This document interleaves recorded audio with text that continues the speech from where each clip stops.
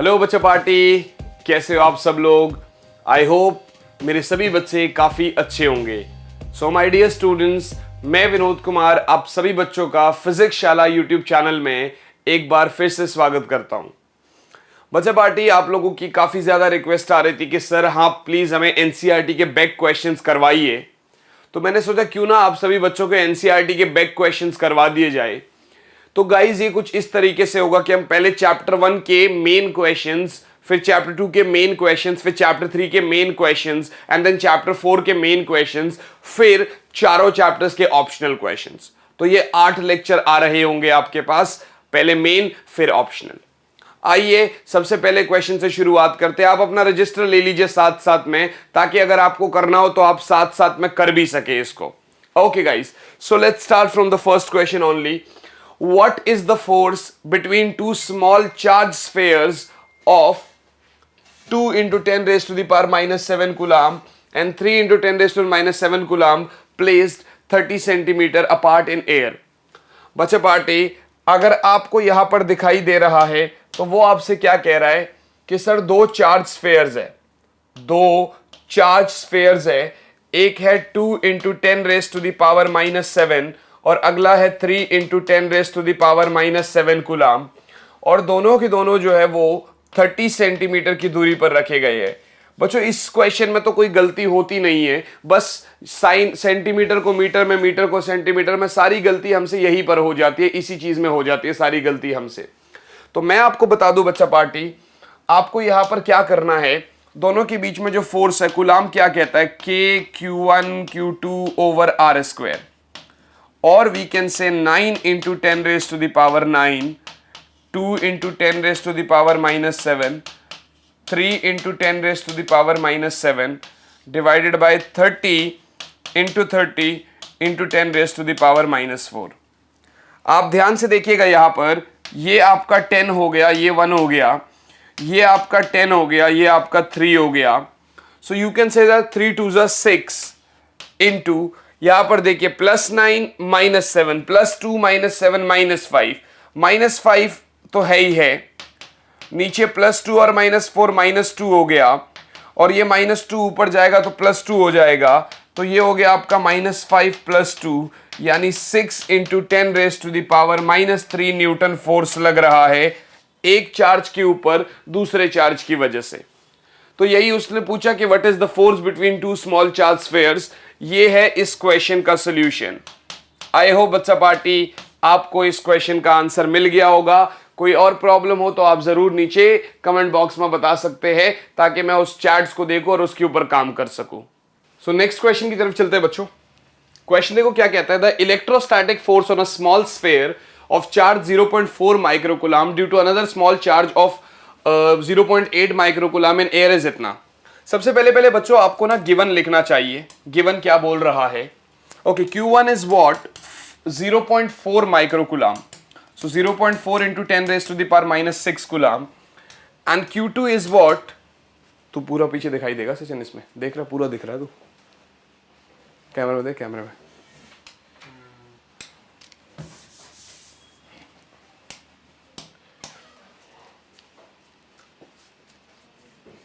So guys, let's move to the next question.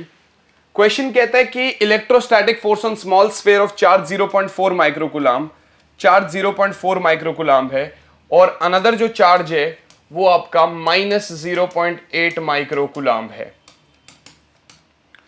-0.8 microcoulomb है, और दोनों के दोनों किसी कुछ दूरी r पर रखे होंगे, बट इसमें जो फोर्स लग रहा है दैट इज 0.2 न्यूटन। अब आपको पता तो है ही, फोर्स बराबर होता है K Q1 over R square, और we can say R square is like K Q1 by F, यानी 9 10 की पावर 9, Q1 क्या है 0.4 into 10 की पावर -6, 0.8 into 10 की power -6 divided by this is 0.2, point से पॉइंट कट जाएगा, ये 2 हो गया, 2 से 8 1.6, देखो 9 into 1.6 into 10 की पावर 9 -6 +3 -6 -3। अब अगर आप देखोगे तो ये हो जाएगा 9 इंटू, इसको 16 कर दो तो ये -4 हो जाएगा, ये क्या है अपना आर स्क्वायर है। आर क्या होगा, इसका रूट 9 इंटू 16 इंटू 10 की power -4। So R is like 9 का रूट 3, 16 का रूट 4, 10 की पावर -2। आर इज 12 इंटू 10 की पावर -2, और you can say R is 12 centimetre, और we can say R is 12 centimetre. Right बच्चा पार्टी। तो अब थर्ड क्वेश्चन में देखिए वो क्या पूछता है बच्चों, check that the ratio K E square by G M E into M P is dimensionless. ध्यान से देखिएगा, वो कह रहा है K E square by G M E into M P. सबसे पहले आपको बता दूं, एक होता है इलेक्ट्रोस्टैटिक फोर्स के Q1 Q2 या ई स्क्वायर बाय आर स्क्वायर, एक होता है ग्रेविटेशनल फोर्स जो कि होगा आपका G mass of proton mass of electron by R square.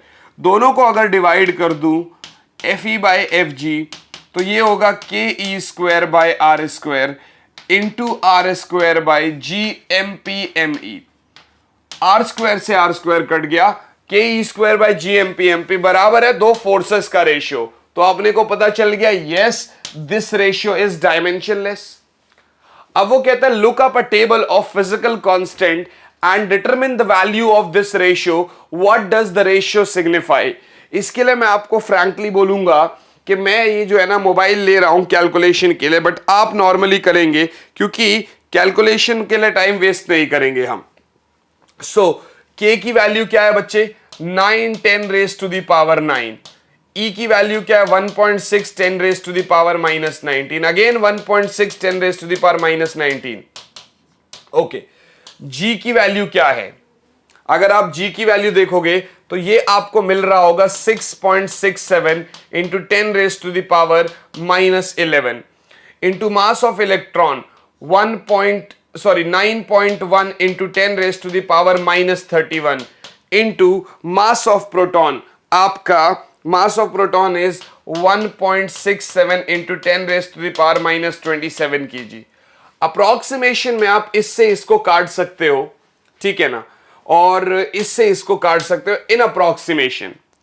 अगर मैं डिवाइड करूं, पहले तो ये इसको ले लेता हूं, -10 -19 10 रेज टू द पावर -29, ऊपर में जाएगा +11 +42 +11 +31 +42 and 27 49 59 69, so 10 raise to the power 69 plus में, और ऊपर में है आपका 1.6 और नीचे में है 6.67। ये अप्रोक्सीमेशन में खेल रहा हूं मैं आपके लिए, ठीक है ना।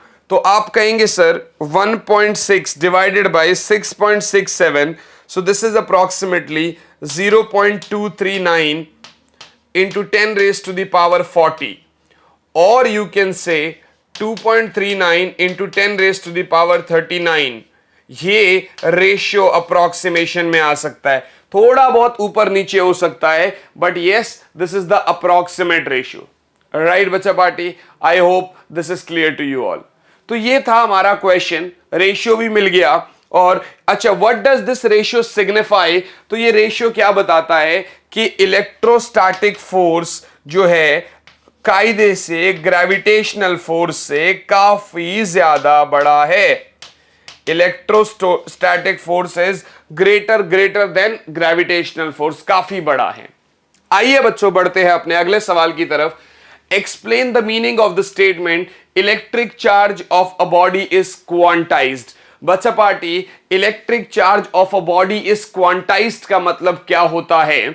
इसका मतलब होता है दैट Q बराबर plus minus n e. You know what is this saying you, यानी कि किसी भी बॉडी के ऊपर चार्ज है, that is the integral multiple of charge on an electron. Charge on a body is integral multiple of charge on an electron. बच्चा party, अब वो क्या कहता है, why can one ignore quantization of electric charge when dealing with macroscopic, that is large scale charges? Guys, एक example देता हूं आपको। अगर एक तरबूज है यानी वाटरमेलन है, उसके अंदर जो सीड्स है वो तो डिस्क्रीट एक आप ऐड कर लोगे, बट जो उसके अंदर का जो रेड कलर का जो आपका कॉन्टिन्यूअस पोर्शन है, वहां पर आप जो है ना, वहां पर आप ये नहीं कह सकते कि वो क्वांटाइजेशन है। सिमिलरली क्योंकि वहां पर क्या है ना, आपको इंटीग्रेट करके सारी चीजें करनी पड़ेगी। सिमिलरली मैक्रोस्कोपिक जनरल में हम देखेंगे तो चार्ज जो बॉडी के ऊपर होता है वो इलेक्ट्रॉन के चार्ज से काफी गुना ज्यादा होता है। सो हम उसको इंटीग्रल मल्टीपल इलेक्ट्रॉन नहीं मान सकते, तो हमें वहां उसको कॉन्टिन्यूअस मानना पड़ेगा और फिर आगे जाकर इंटीग्रेट करके उसको करना पड़ेगा सारी चीजें। राइट बच्चा party, so this is the आपका फोर्थ क्वेश्चन का answer. Okay next, when a glass rod is rubbed with a silk cloth charges appear on both. अच्छा, ये है आपका ग्लास रॉड और ये है आपका सिल्क क्लॉथ, ठीक है ना। तो ग्लास रॉड को जब आप सिल्क क्लॉथ के ऊपर रब करोगे दोनों के ऊपर चार्ज आ जाता है। Similar phenomena is observed in many other pairs of bodies. Explain how this observation is consistent with the law of conservation of charge. ये phenomena जो है law of conservation of charge के साथ कैसे consistent है? Guys मेरी बात सुनिएगा, ग्लास रॉड और सिल्क क्लॉथ जब चार्ज होता है तो जितना इसके ऊपर चार्ज आया होगा उतना ही अपोजिट चार्ज इसके ऊपर भी आया होगा। इन द रबिंग फिनोमेना एक बॉडी पर जितना चार्ज होता होगा दूसरी बॉडी पर उसका अपोजिट चार्ज आता है। बट अगर आप नेट चार्ज देखोगे तो वो तो तब भी आपका जीरो ही है अगर आप नेट देखोगे। और अल्टीमेटली हमारी कहानी होती है नेट चार्ज की, कि जितना चार्ज पहले था उतना ही चार्ज बाद में होना चाहिए। सो इनिशियली अगर मैं न्यूट्रल बॉडीज को टच कर रहा हूं यानी नेट चार्ज जीरो था, फाइनली भले ही वो चार्ज हो गई बट नेट चार्ज तो तब भी जीरो है, पॉजिटिव और नेगेटिव को मिलाओगे तब भी जीरो है। So this is your fifth question का आंसर आपके सामने। आप कहेंगे sir net charge after rubbing will also be zero. I hope this is clear to you all. Right बच्चा party, okay let's move to the next question. देखिए question number 6 क्या कहता है। 4 पॉइंट चार्जेस QA बराबर 2 microcoulomb, QB बराबर -5 microcoulomb, QC बराबर 2 microcoulomb and QD बराबर -5 microcoulomb are located at the corners of a square ABCD of side 10 centimetre. ऐसा कर लेते हैं बच्चों, ऐसा कर लेते हैं ABCD। अब यहां पर 2 माइक्रोकुलाम है, यहां पर आपका -5 माइक्रोकुलाम है, यहां पर 2 माइक्रोकुलाम है और यहां पर -5 माइक्रोकुलाम है। उसने कहा sir what is the force acting on a charge of 1 microcoulomb placed at centre. Guys जब कॉन्सेप्ट क्लियर होता है ना सारी चीजें बहुत सिंपल होती है। मान लेते हैं इसको कुछ भी R, अभी नहीं पता कितना है, कुछ भी R मान लेते हैं। आप ध्यान से देखिएगा, जब हम यहां पर ऐसा देखते हैं ना तो ये 2 वाला इसको रिपेल करेगा और ये 2 वाला इसको रिपेल करेगा। अगर मैं F1 F2 देखूं तो ये डायरेक्शन में भी ऑपोजिट है, सेम लाइन के अलोंग है, मैग्नीट्यूड में भी इक्वल है, तो F1 ने F2 को कैंसिल आउट कर दिया, F1 ने F2 को कैंसिल आउट कर दिया। -5 वाला अपनी तरफ खींचेगा, ये वाला अपनी तरफ, मान लो थे F3 और F4 के साथ। Again F3 is also equals to F4, इन्होंने भी आपस में कैंसिल आउट कर दिया। सो F नेट क्या होगा बच्चा पार्टी, F नेट क्या होगा, जीरो, ये हमें पता था। बट देखते ही आप ऐसा नहीं देखोगे कि भाई चलो जीरो लिख दिया। मान लेते हैं उसने यहां -2 दे दिया होता तो अपने को बड़ी प्रॉब्लम होती, ये इसको रिपेल करता फिर ये उसको अपनी तरफ खींच रहा होता। सो ऐसा देख के आंसर में जीरो नहीं लिखना है, प्रॉपर तरीके से उसको ऑब्जर्व करना है। कहीं किसी चार्ज का साइन उल्टा तो नहीं दे रखा, कहीं किसी चार्ज का साइन कुछ और तो नहीं दे रखा। हाँ जी, ओके नेक्स्ट क्वेश्चन ध्यान से देखिएगा। 7th question, an electrostatic field line is a continuous curve. एक इलेक्ट्रोस्टैटिक फील्ड लाइन है, वो एक कॉन्टिन्यूअस कर्व है। Okay, that is a field line can not have sudden breaks. देखिए बच्चों, इलेक्ट्रिक फील्ड अगर मैं यहां पर बोलूं तो इलेक्ट्रिक फील्ड ना मतलब अगर उस रीजन में है तो पूरे रीजन में तो है ही है, बट आप इसको नॉर्मली देख सकते हैं कि यार ये पॉजिटिव चार्ज से ओरिजिनेट होता है और हमेशा नेगेटिव चार्ज पे टर्मिनेट होता है। अगर आप फील्ड की बात करोगे तो वो कहां पर ब्रेक हो सकता है, जहां पर कोई नेगेटिव चार्ज हो। अदरवाइज इलेक्ट्रिक फील्ड एग्जिस्ट करता है थ्रू आउट यूनिफॉर्मली, ठीक है ना। अब आप पॉजिटिव से निकला, नेगेटिव पे आया तो यहीं पर ब्रेक हो गया। जब तक वहां पर आप कोई नेगेटिव चार्ज नहीं रखोगे तब तक वो ब्रेक होगा नहीं, right. So yes, electric field can not have sudden breaks, क्योंकि वो ब्रेक ही तभी होगा जब वहां पर आप कोई नेगेटिव चार्ज रखोगे। Explain why two field lines never cross each other at any point. ध्यान से देखिएगा, 2 फील्ड लाइंस है, ये एक दूसरे को कभी क्रॉस क्यों नहीं कर सकती? क्योंकि बच्चे ये अगर ए बी लाइन है, ये अगर सी डी लाइन है, तो ये अगर ए बी है, मान लेते हैं इसका डायरेक्शन ये है और इलेक्ट्रिक फील्ड इसका डायरेक्शन आपका ये हो गया ऐसे करके। असल में अगर मैं बताऊं आपको तो यहां पर जहां पर भी वो क्रॉस करते हैं, so at the point of intersection, आप लिख सकते हैं, जो मैं यहां नहीं लिखवा रहा तो आप अपने रजिस्टर में लिखते रहिए। At the point of intersection there is two direction of electric field which is not possible at all.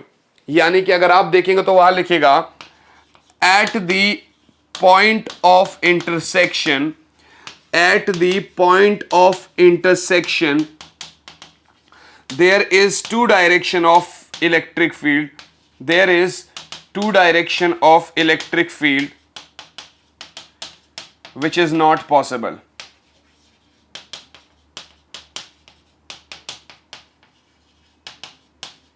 Right? Okay. Next question.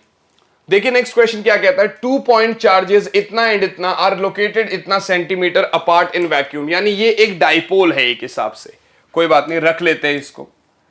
ये आपका 3 into 10 raise to the power -6 coulomb है, ये -3 into 10 raise to the power -6 coulomb है, और ये कुछ 20 centimetre की दूरी पर रखे गए हैं।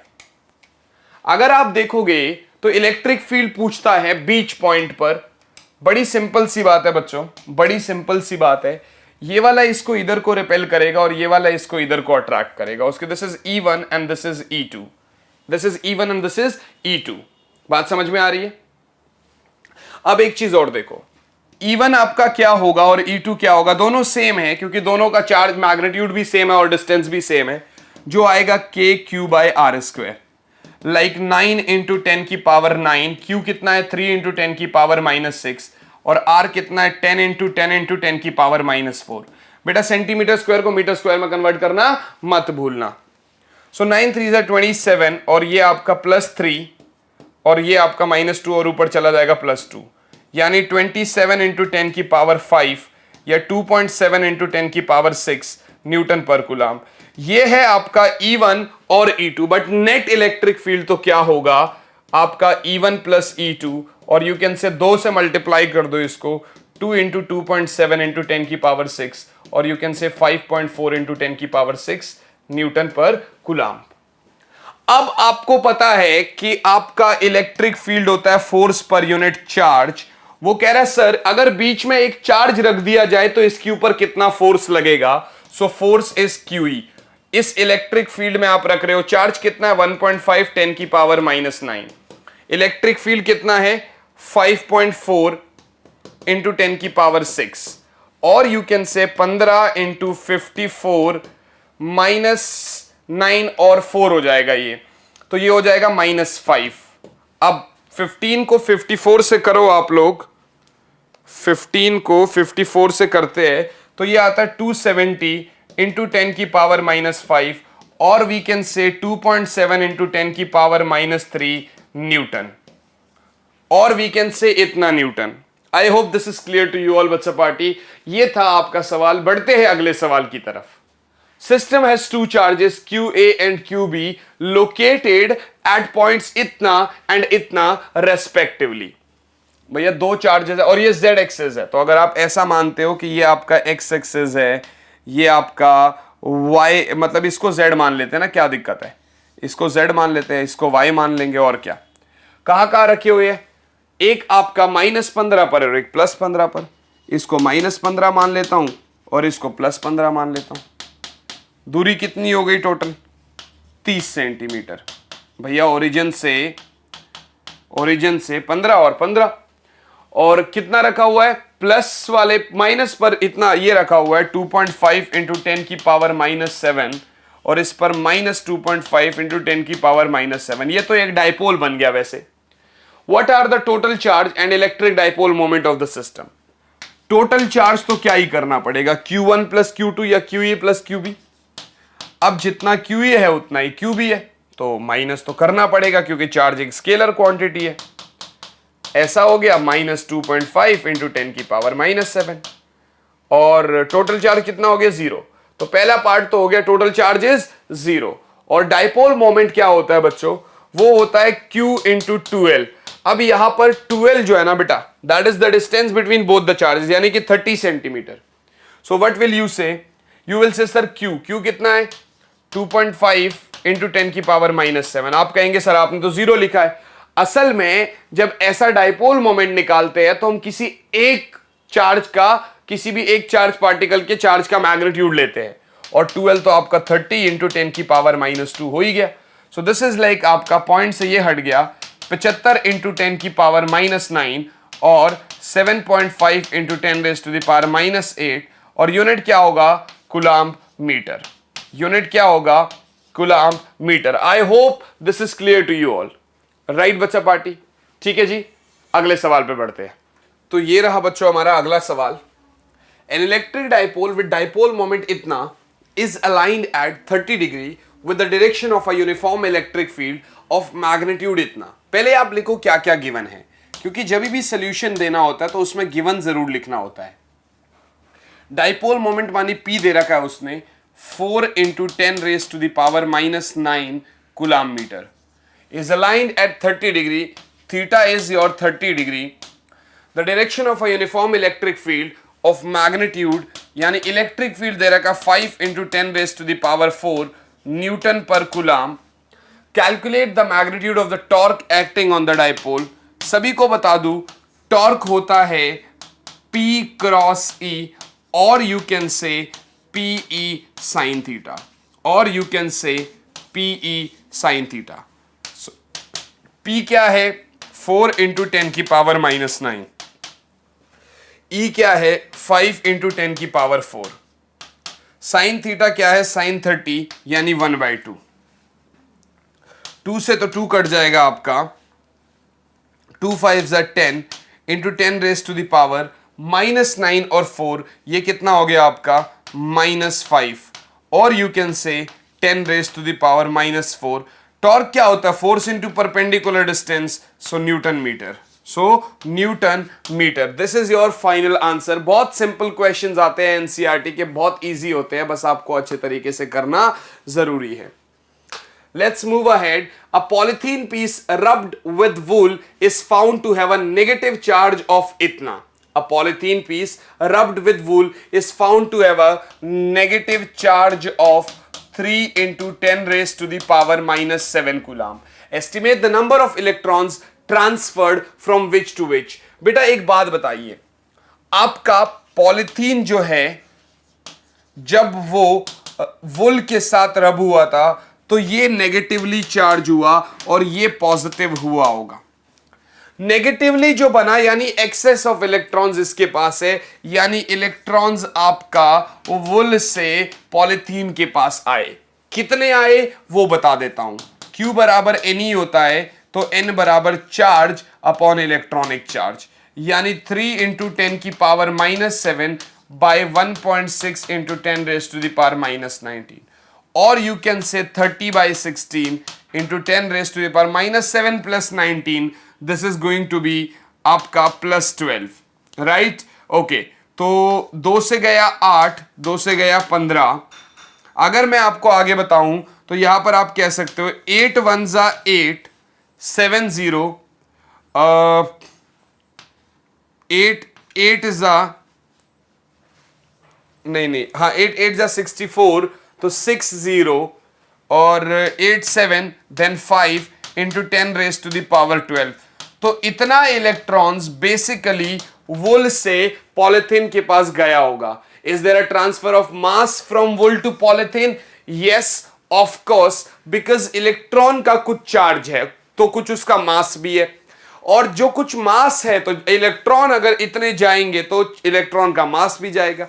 अब भले ही ये मास नेग्लिजिबल है पर गया तो है, तो यस मास का ट्रांसफर भी है. कितना है वो आपको करना है, तो इसको आप इलेक्ट्रॉनिक चार्ज के मास से मल्टीप्लाई कर दो, यानी इतना है, और एक इलेक्ट्रॉन का मास कितना है? 9.1 10 की पावर -31. तो इतना केजी मास गया होगा. अभी भले ही बहुत ही ज्यादा नेग्लिजिबल, पर मास तो मास होता है ना बच्चों. चलिए, two insulated charged copper spheres A and B have their centers separated by a distance of 50 centimeter. अच्छा, दो इंसुलेटेड चार्ज स्फीयर्स हैं ए और बी, और उनके सेंटर्स जो है वो 50 सेंटीमीटर की दूरी पर है। अच्छा जी, अब आप ध्यान से देखिएगा, what is the mutual force of electrostatic repulsion if the charge on each is इतना। ठीक है, यहां पर चार्ज है दोनों के ऊपर कितना, इतना एंड इतना। अब वो कह रहे हैं दोनों के बीच में mutual force of electrostatic repulsion कितना होगा, तो आप क्या कहोगे, K Q1 Q2 by R square। Again I have to take the calculator, but क्योंकि मेरे पास मैं जरा टाइम वेस्ट नहीं कर सकता, बट आप पूरा इसको हाथ से सॉल्व करोगे बिकॉज आपको ऐसा कोई कैलकुलेटर नहीं मिलने वाला। चार्ज 1 कितना है, 6.5 10 raised to the power -7। This is your 6.5 10 raised to the power -7 and divided by R square मानी 50 into 50 into 10 raised to the power -4। कुछ बच्चे मुझे कहते हैं सर आप एनसीईआरटी करवा रहे हो एडवांस्ड में, ये क्या है। तो बेटा मैंने हमेशा बोला है आपको सीरीज, किसी भी सीरीज के लिए, आपको जेई एडवांस के लिए, नीट के लिए, एनडीए के लिए, किसी भी चीज के लिए प्रिपेयर होना हो, उसके लिए बेसिक तो एनसीईआरटी ही है। सबसे पहले एनसीईआरटी करना मस्ट है, राइट गाइज। अच्छा, अब आप ध्यान से देखिएगा, जैसे ही आप ये करते हैं आपको पता चलता है कि यहां से पॉइंट अगर हटाऊंगा तो नीचे आपके 2 0 चले जाएंगे। बात तो सही है। सो 9 into 65 into 65 plus 9 -7 plus 2 -7 -5। Okay, नीचे क्या है, 5 5 25, 1 2 3 4 0 से -0 कट गया। सो नीचे सिर्फ 25 रह गया। 5 5 25 से 13 गया, 5 से ये फिर 13 चला गया। आंसर आया 9 into 169 into 10 raise to the power -5। वैसे मुझे इसके लिए जरूरत भी नहीं पड़ी, बट फिर भी चलो अभी हाथ से करने से बेटर है यहीं पे कर ले। So 1521 into 10 raise to the power -5, ये क्या है, फोर्स ही तो है इतना न्यूटन। और you can say 1.521 into 10 raise to the power -2 newton, और यू कैन से 0.001521 न्यूटन। समझ में आया। ये है एक चार्ज का दूसरे चार्ज के ऊपर फोर्स ऑफ रिपल्शन, ठीक है ना। अब वो कहता है what is the force of repulsion if each sphere is charged double the above amount and the distance between them is halved. तो चलो ये तो कर ही लेते हैं। अब देखिए Q1 डैश कितना हो गया, पुराने का डबल, और नया चार्ज दूसरे वाला पुराने का डबल, और डिस्टेंस कितना हो गया, आधा। सो R dash is R/2।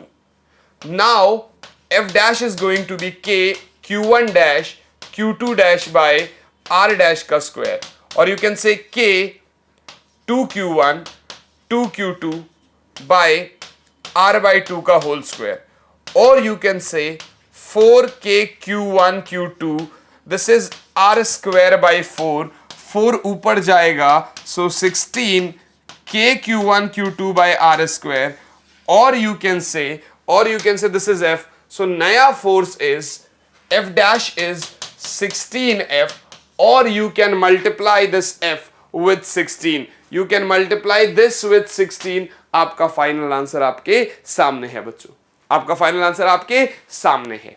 I hope this is clear to you all बच्चा party. Let's move to the next question guys, let's move to the next question। Okay, next question is question number 13।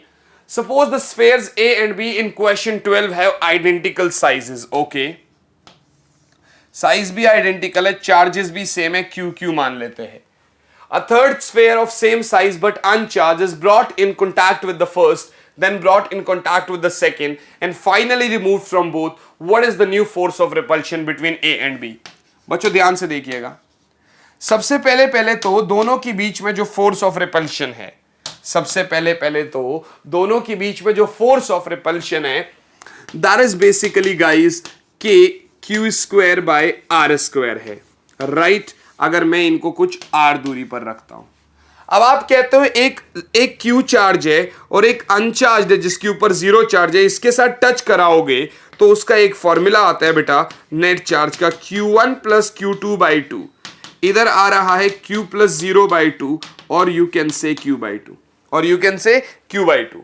तो final जो configuration मिलेगा इस पे तो Q/2 हो गया। अब ये अनचार्ज Q/2 वाला जो है बेटा, समझना, पहले 0 वाले को इससे टच किया, दोनों पे Q/2 चार्ज हो गया। अब इस Q/2 को ये QB वाले से टच कर रहा हूं, माने again Q net is Q/2 plus इस पे तो Q है डिवाइडेड बाई 2, और यू कैन से 3Q/2, नीचे भी 2, ये इधर चला गया, सो 3Q/4 हो गया, 3Q/4, यानी Q/2 तो ये है, यहां पर मैंने B पर जो रखा है, now this is 3Q/4, now this is 3Q/4, और दूरी अभी भी R है, दूरी अभी भी कितनी है, R ही है। तो अब नया फोर्स क्या आएगा उसी को देखना है। सो न्यू फोर्सेस बच्चों K Q/2 इंटू 3Q/4 का ऐसा, सो नया फोर्स इज 3K² और यू कैन से ये R² भी लिखना जरूरी है, ठीक है ना, ऐसे करके, और you can say this is your F, so we can say F' is 3F/8। पुराना जितना फोर्स लग रहा था उसका 3/8, पुराना जितना फोर्स लग रहा था उसका 3/8। कभी कभार वो आपसे ये भी कहता है कि सर बीचों बीच रख दिया मैंने, कभी कभार वो कह देगा सर बीचों बीच रख दिया मैंने, अब बीच वाले पे क्या फोर्स होगा। तो ऐसे क्वेश्चन कभी भी आए भाई घबराना मत, आराम से सॉल्व कर लेना, बहुत इजी है। Next question, figure shows tracks of 3 charged particles in a uniform electrostatic field. Give the signs of the 3 charges. Which particle has the highest charge to mass ratio? इसमें से कौन से पार्टिकल का highest charge to mass ratio है बेटा? मैं आपको बताऊं, यहां पर अगर आप ध्यान से देख पा रहे होगे तो 1 2 3 है। क्या है? 1 2 3। बड़ी सिंपल सी बात है यहां पर कि ये वाला जब इधर गया है तो ये पॉजिटिव की तरफ जो भी गया तो वो नेगेटिव होगा, जो भी पॉजिटिव की तरफ गया वो नेगेटिव है, जो भी पॉजिटिव की तरफ गया वो नेगेटिव, जो भी नेगेटिव की तरफ गया वो पॉजिटिव। और highest charge to mass ratio depend करता है डिफ्लेक्शन पर, मैक्सिमम डिफ्लेक्शन इसकी है, सो थर्ड वाले का जो आंसर आएगा, so highest charge to mass ratio किस वाले का आएगा? थर्ड वाले का आएगा। किस वाले का आएगा? थर्ड वाले का आएगा। समझ में आया कि नहीं आया? आई होप दिस इज क्लियर। ठीक है, नेक्स्ट क्वेश्चन। नेक्स्ट है आपका, consider a uniform electric field E is equals to 3 into 10 raised to the power 3 I cap Newton per Coulomb. What is the flux of this field through a square of 10 centimeter on a side whose plane is parallel to the YZ plane? ध्यान देखिएगा, square का plane YZ के parallel है तो square का perpendicular क्या होगा? YZ के परपेंडिकुलर यानी x कैप। तो स्क्वायर का एरिया वेक्टर क्या है? x cap. एरिया वेक्टर हमेशा सरफेस के नॉर्मल रहता है, सरफेस YZ के पैरेलल है तो YZ का परपेंडिकुलर क्या होगा बेटा? x cap. तो यहां पर हमारे पास इलेक्ट्रिक फील्ड दे रखा है 3 into 10 raised to the power 3 I cap, और जो एरिया दे रखा है दैट इज, अच्छा साइड 10 है तो एरिया स्क्वायर का क्या होता है? स्क्वायर का एरिया क्या होता है बच्चे?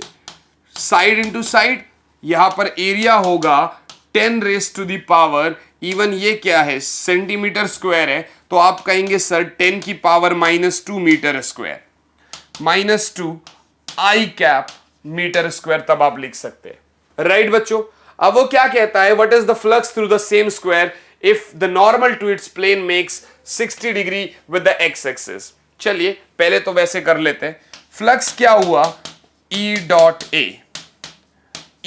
ए, सो 3, अच्छा E डॉट ए का मतलब वही 3 into 10 की पावर 3 I कैप डॉट 10 की पावर -2 अगेन I कैप। आपको बता दूं I cap dot I cap 1 होता है, सो दिस इज 3 + 3 - 2 ओनली 1, और यू कैन से 30। अब इसका यूनिट क्या होगा? न्यूटन मीटर स्क्वायर पर कूलम, न्यूटन मीटर स्क्वायर पर कूलम। और आगे कहता है अगर सेम स्क्वायर का नॉर्मल इसके प्लेन के साथ 30 डिग्री एंगल बना रहा है। भैया एक बात बताओ, अगर ये स्क्वायर है, ये इसका नॉर्मल था पहले, अब जो इसका नॉर्मल है वो इसके प्लेन के साथ 30 डिग्री एंगल बना रहा है। कितना? 60 डिग्री एंगल बना रहा है। बड़ी सिंपल सी बात है, इलेक्ट्रिक फील्ड भी उसी के अलोंग है तो इलेक्ट्रिक फील्ड के साथ भी वो कितना डिग्री एंगल बना रहा है? 60 डिग्री, क्योंकि इलेक्ट्रिक फील्ड I कैप में है, ये YZ के साथ 60 डिग्री का एंगल बना रहा है तो इलेक्ट्रिक फील्ड के साथ भी उतना ही बना रहा है। यानी अब आपका जो फ्लक्स आएगा वो आएगा EA cos 60, और यू कैन से EA तो आप ऑलरेडी निकाल चुके हैं 30, cos 60 1/2, तो ये हो गया 15 न्यूटन मीटर स्क्वायर पर coulomb. I hope this is clear to you all. बहुत सिंपल है, बहुत इजी है, कुछ नहीं है, बस आपको थोड़ा सा दिमाग लगाना है। हाँ, यहां जरूर देख लेना, अगर वो यहां पर बोल देता कि ये उसके प्लेन के साथ नहीं बना रहा, उसके प्लेन के परपेंडिकुलर बना रहा है, समझ में आया कि नहीं आया, तो फिर वहां पर चीजें चेंज हो जाती, फिर आपको 60 नहीं लेना होता, फिर आपको कुछ और एंगल लेना होता। Right guys, let's move to the next question. हम ऑलरेडी 15 सवाल कर चुके हैं, 16 पर है। What is the net flux of the uniform electric field of previous question through a cube of side 20 centimeter oriented so that its faces are parallel to the coordinate planes? Previous question. Okay. What is the net flux of the uniform electric field of previous question through a cube of side 20 centimeter oriented so that its faces are parallel to the coordinate planes? ध्यान से देखिएगा। अगर आप देख रहे हैं कि एक क्यूब है, मान लेते हैं, ठीक है ना, अब ये वैसे तो क्यूबॉइड बन गया, बट ठीक है, क्यूब बना देते हैं। इलेक्ट्रिक फील्ड किस डायरेक्शन में? आई कैप, ठीक है ना। अब एक बात बताइए, बाकी जितने भी फेसेस है जो इसके परपेंडिकुलर है, वहां तो EA cos 90 हो जाएगा, तो वहां तो फ्लक्स आपका वैसे ही 0 हो जाएगा। जितना फ्लक्स आपका बाहर निकल रहा है उतना ही फ्लक्स अंदर आ रहा है, यानी ये आपका प्लस हो गया तो इधर आपका माइनस हो जाएगा, क्योंकि आपका इसमें ये आपका एक ए कैप है, इसमें ये ए कैप है। इलेक्ट्रिक फील्ड आई कैप में है, यानी यहां पर इसके लिए 180 डिग्री, इसके लिए EA cos 180 और उसके लिए EA cos 0 ऐड करना पड़ेगा। ये 1 हो गया, ये -1 हो गया, 0 हो गया। सो नेट फ्लक्स क्या होगा आपका? नेट फ्लक्स होगा आपका 0। नेट फ्लक्स क्या होगा? 0। I hope this is clear to you all. Let's move to the next question बच्चों। Careful measurement of the electric field at the surface of a black box indicates that the net outward flux through the surface of the box is इतना। अच्छा, यानी flux कितना है बच्चों? 8 × 10⁻³ Newton metre square पर coulomb. What is the net charge inside the box? बड़ी simple सी बात है। गॉस थ्योरम क्या कहता है? फ्लक्स इज Q/ε0, यानी 8 × 10⁻³ इज इक्वल्स टू, चार्ज चाहिए और ε0 की वैल्यू तो अपने को पता ही है 8.85 10⁻⁻12। तो इसको वहां भेजिए, चार्ज कितना होगा? 8.85 × 8 × 10⁻⁻9, दिस इज चार्ज। और वी कैन से यहां पर दैट 8.85 × 8, सो 70.8 × 10⁻⁻9 और 7.08 × 10⁻⁻8। एक काम करिए ना, सीधा सीधा लिख दीजिए 70.8 नैनो कूलम। 70.8 nano coulomb. बात समझ में आ रही है आपको? If the net outward flux to the surface of the box were 0, अगर नेट आउटवर्ड फ्लक्स 0 होता, could you conclude that there were no charges inside the box? Why or why not? बच्चा party, flux तो है आपका Q/ε0, पर बेटा ये होता है Q enclosed द सरफेस, यानी उस सरफेस के अंदर नेट चार्ज है कितना। तो आप देखिए, आप ये कहेंगे कि नेट चार्ज 0 हो सकता है, दिस डजंट मीन कि वहां चार्ज था ही नहीं। क्या पता वहां जितने चार्जेस है उन सभी चार्जेस का सम 0 हो जाए। So net charge will be there, but आपका वो नेट चार्ज 0 होगा, बट यस चार्जेस तो हो ही सकते हैं वहां पर। अगला सवाल आपके सामने ये रहा, a point charge of 10 microcoulomb is a distance of 5 centimetre directly above the centre of a square of side 10 centimeter as shown in figure. What is the magnitude of the electric flux through the square? बच्चा party, ये तो कुछ वैसी सी बात हो गई कि जैसा एक स्क्वायर है, मतलब जैसा एक रूम है हमारा, नीचे एक आपका मान लो स्क्वायर वाली फ्लोर है और बीच में ऐसा चार्ज रखा हुआ है, तो एनक्लोज तो करना पड़ेगा। तो आपने पूरे रूम को बंद मान लिया और कहा बीच में चार्ज रखा हुआ है।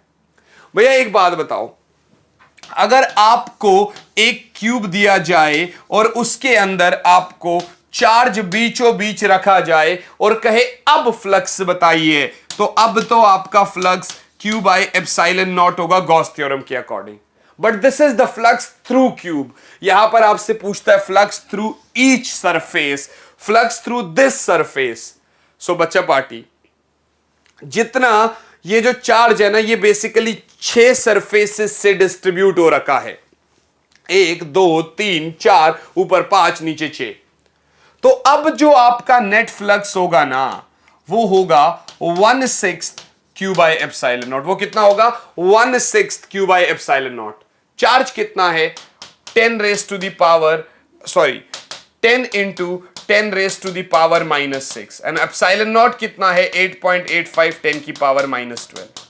और वी कैन से यहां पर आप देखिएगा, इधर देखिएगा, 10/6 इंटू 8.85, ऊपर क्या है?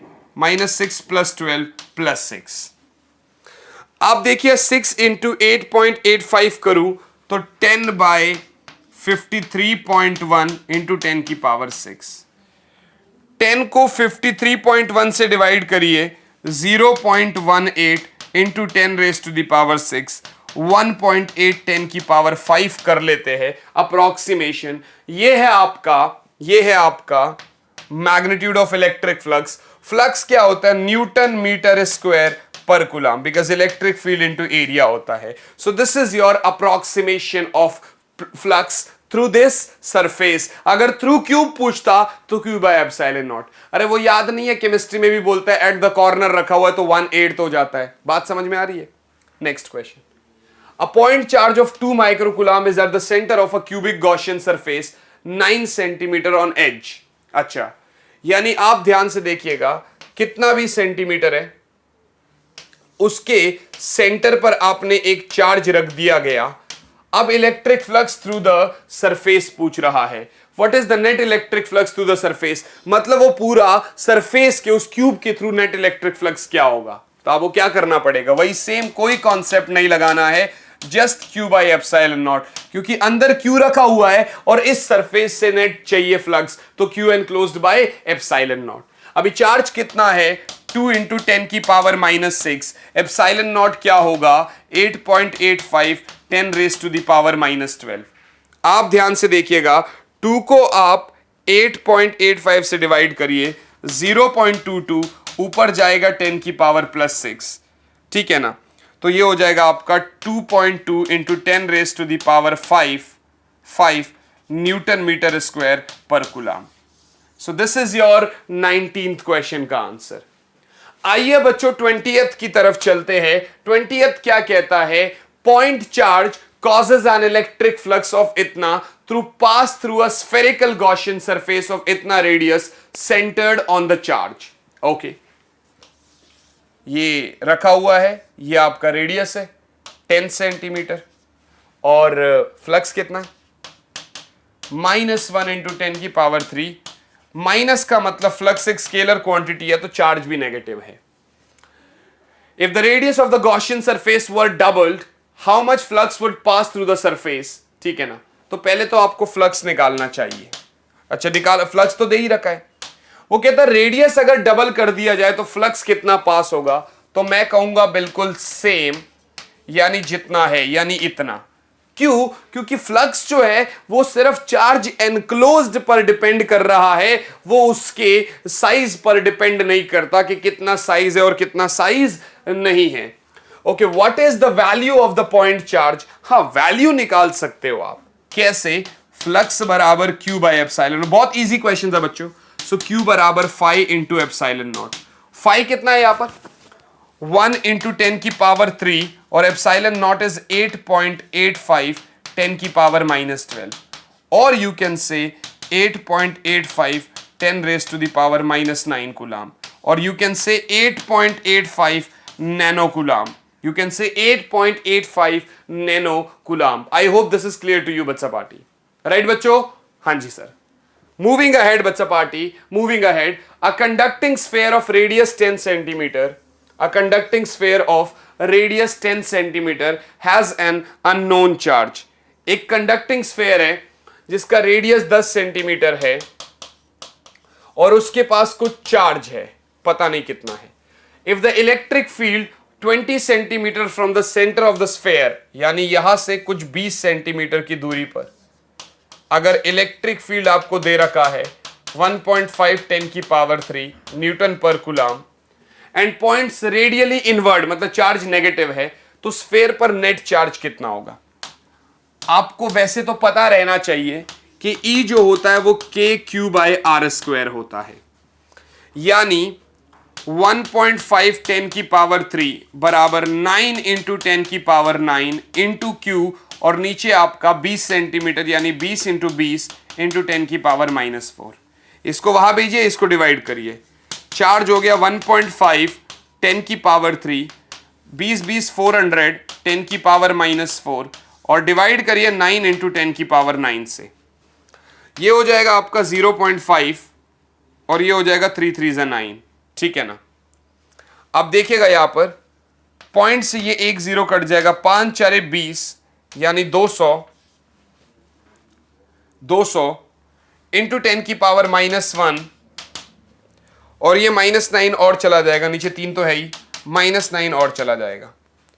तो ये मिल गया अपने को लगभग 2/3 इंटू 2 0 प्लस है और -10 है तो -8 हो गया. तो चार्ज है, यानी ये हो जाएगा आपका 0.66 इंटू 10 की पावर -8, और you can say approximately 6.67 nanocoulomb. 6.67 nanocoulomb net charge on the sphere, और वो भी आप नेगेटिव कहेंगे क्योंकि आपका फ्लक्स क्या है, नेगेटिव है. No no no no, negative क्यों है हमें तो पता ही नहीं है. नहीं, हाँ ये पता है ना कि इनवर्ड है, इलेक्ट्रिक फील्ड इज इनवर्ड, तो जब इनवर्ड है तो आपका चार्ज तो नेगेटिव रहेगा ही रहेगा. कॉन्सेप्ट समझ में आ रही है मेरी? आई होप समझ में आ रहा है. चलिए आगे बढ़ते हैं. क्वेश्चन नंबर 22 बच्चों. A uniformly charged conducting sphere of 2.4 metre diameter, okay, यानी रेडियस कितना है 1.2 metre, has a surface charge density, okay, sigma, which is charge पर यूनिट एरिया, यानी 4πr². ये गिवन है 80 इंटू 10 की पावर -6 कूलम पर मीटर स्क्वायर है. Find the charge on the sphere. बड़ी सिंपल सी बात है यार, चार्ज बराबर सिग्मा 4πr². सिग्मा कितना है 80 into 10 raise to the power -6. 4πr² मानी 4 इंटू 22/7 r² यानी 1.2 इंटू 1.2. ठीक है जी. अब इसको भी कैलकुलेट तो मारना ही पड़ेगा. So 80 into 4 into 22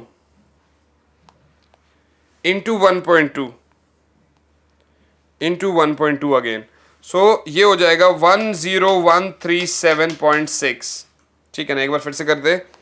80 into 4 into 22 into 1.2 into 1.2. सो ये हो जाएगा 10137.6, और नीचे 7 है, ऊपर 10 की पावर -6 है. सो डिवाइड कर दो इसको 7 से. 10137.6 डिवाइडेड बाई 7 अप्रोक्सीमेटली 1448. ठीक है ना. 0.2 इंटू 10 की पावर -6, और यू कैन से 1.448 इंटू 10 की पावर -3, और यू कैन से 1.448 millicoulombs. This is the charge on the sphere. Okay, what is the total flux leaving the surface of the sphere? तो flux तो आपको पता ही है कितना होगा, Q/ε0, और you can say 1.448 10 की पावर -3 over 8.85 10 की पावर -12. ये जो आपका ये आया 1.448, इसको आप डिवाइड करिए 8.85 से. अप्रोक्सीमेशन में आ रहा 0.16 into 10 raise to the power, ये हो जाएगा आपका +9, और 1.6 into 10 raise to the power 8 newton metre square पर कूलम. ये है आपका फ्लक्स अप्रोक्सीमेशन में. ये है आपका फ्लक्स अप्रोक्सीमेशन में. सारे सवाल बहुत इजी है, फॉर्मूला बेस्ड है, बस आपको कॉन्सेप्ट पता होना चाहिए. क्वेश्चन आपके हाथ में है. नेक्स्ट क्वेश्चन वो पूछता है, an infinite line charge produces a field इतना at a distance of 2 centimeter. Calculate the linear charge density. एक इनफाइनाइट चार्ज होता है, उसका इलेक्ट्रिक फील्ड होता है 2 pi epsilon naught r, lambda by 2 pi. एक इनफाइनाइट चार्ज की आर दूरी पर इलेक्ट्रिक फील्ड जो होता है वो 2 lambda by 2 pi epsilon naught r, या इसको लिख सकते हो 2 lambda by 4 pi epsilon naught r होता है। आप देखिएगा इलेक्ट्रिक फील्ड दे रखा है और दूरी दे रखी है, लीनियर चार्ज लैम्डा पूछ रहा है, कोई बात नहीं। देखिएगा E into 4 pi epsilon naught r by 2 बराबर लैम्डा। E कितना है 9 10 की पावर 4, ये कितना हो गया 1/9 इंटू 10 की पावर 9, 2 तो है ही है। R कितना है 2 सेंटीमीटर, यानी 2 इंटू 10 की पावर -2, 2 से 2 कट गया, 9 से 9 कट गया, +4 -2 +2 -9 -7, 10 raised to the power -7. So lambda is 10 raised to the power -7 coulomb पर मीटर, क्योंकि लैम्डा क्या होता है चार्ज पर यूनिट लेंथ। अब वो यही तो पूछा था उसने, और तो कुछ है ही नहीं, आपके सामने है, आप देख लीजिए। Next question number 24। 2 large thin metal plates are parallel and close to each other। जी बिल्कुल सही है, 2 लार्ज छोटे छोटे थिन मेटल प्लेट्स एक दूसरे के पास रखे हैं, मान लेते हैं कुछ डी दूरी पर, और एक दूसरे के पैरेलल रखे हैं। उनके इनर प्लेट्स पर जो सरफेस चार्ज डेंसिटी है वो अपोजिट साइंस के, मतलब ये अगर प्लस सिग्मा है तो ये माइनस सिग्मा है, और जो ये मैग्नीट्यूड है वो है 17 इंटू 10 की पावर -22, इसका भी 17 इंटू 10 की power -22 magnitude. Right guys, what is the electric field in the outer region of the first plate, यानी यहां पर देखिएगा, इसकी वजह से इधर होगा तो इसकी वजह से लेफ्ट साइड अपनी तरफ अट्रैक्शन, ये E1 और ये E2। जनरली E क्या होता है sigma by 2 epsilon naught, left में sigma by 2 epsilon naught, right में कैंसिल आउट हो गया 0। लेफ्ट रीजन में क्या होगा 0, राइट में भी सेम होगा, फिर तो ये रिपेल मारेगा, ये अट्रैक्ट मारेगा, कैंसिल आउट हो गया 0।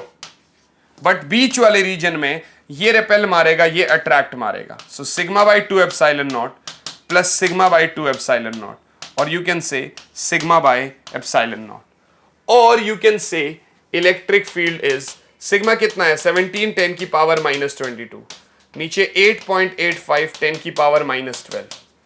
तो 17 को जब डिवाइड करता हूं मैं, 17 को जब मैं डिवाइड करता हूं 8.85 से, तो ये आता है 1.92 into 10 raise to the power -10, और यू कैन से बिल्कुल सही है न्यूटन मीटर स्क्वायर, सॉरी तो इलेक्ट्रिक फील्ड है, सो दिस इज आपका न्यूटन पर कूलाम।